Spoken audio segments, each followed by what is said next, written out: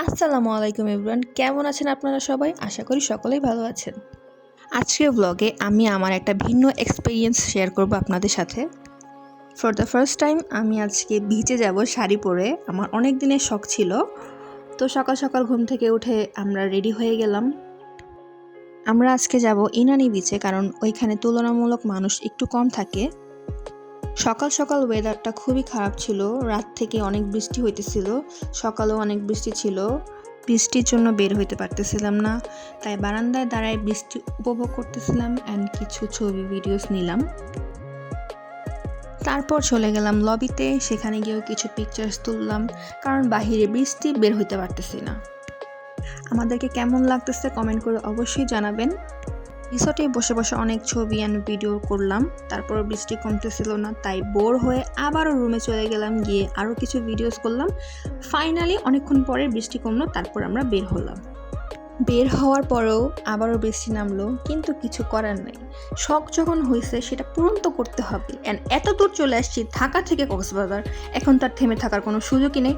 তাই বৃষ্টির মধ্যে আমরা বিচে চলে গেলাম, গিয়ে কিছু ছবি তুললাম, অনেক মজা করলাম। ভিন্ন একটা এক্সপিরিয়েন্স ছিল, বৃষ্টি ছিল, অনেক বাতাস ছিল, তারপরও আমাদের যা যা এনজয় করার আমরা করলাম।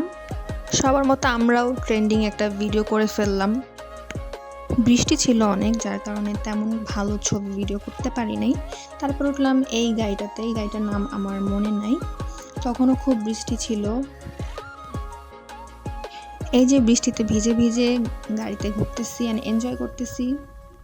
খুবই ভিন্ন একটা এক্সপিরিয়েন্স ছিল। শাড়ি পরে বিচের পার ঘোরা, ছবি তোলা, সব কিছুই ভালো ছিল।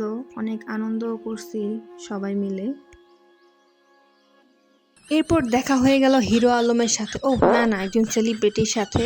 তাকে দেখে খুশিতে আমরা আত্মহারা হয়ে গেলাম। তার পেছনে ঘুর করার পরে সে আমাদের সাথে একটা ছবি তুলতে রাজি হলো।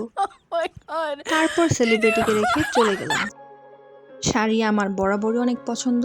এরকম একটা ওয়েদারে শাড়ি পরে এভাবে সমুদ্রের পাড়ে দাঁড়ায় থাকা কি যে একটা এক্সপিরিয়েন্স, বলার বাহিরে। তারপর আমরা চলে গেলাম লাঞ্চ করার জন্য। ফাইন ডাইনিং রেস্টুরেন্টটা দেখতে খুবই সুন্দর ছিল। দোতলার ওপর থেকে সমুদ্র দেখা যাইতেছিল। বাট দেখতে সুন্দর হলেই হয় না, তাদের খাবারের কোয়ালিটি খুবই বাজে ছিল। জায়গাটা অনেক সুন্দর ছিল, তাই কয়েকটা ছবি তুলে নিলাম। তারপর খাওয়া দাওয়া করে বের হয়ে গেলাম। তারপরে চলে গেলাম রিসর্টে। রুমে যেয়ে দেখি সব নায়ক নায়িকারা আমাদের রুমে রেস্ট করতেছে, কারণ তাদের রুম রেডি হয়নি। আহা, সেলিব্রিটির সাথে ছবি তুলে আজকে ভাইরাল হয়ে যাবে। ছবি তোলাও শেষ, ব্লগও শেষ। আজকের ভিডিওটা কেমন লাগলো আপনাদের কমেন্ট করে অবশ্যই জানাবেন।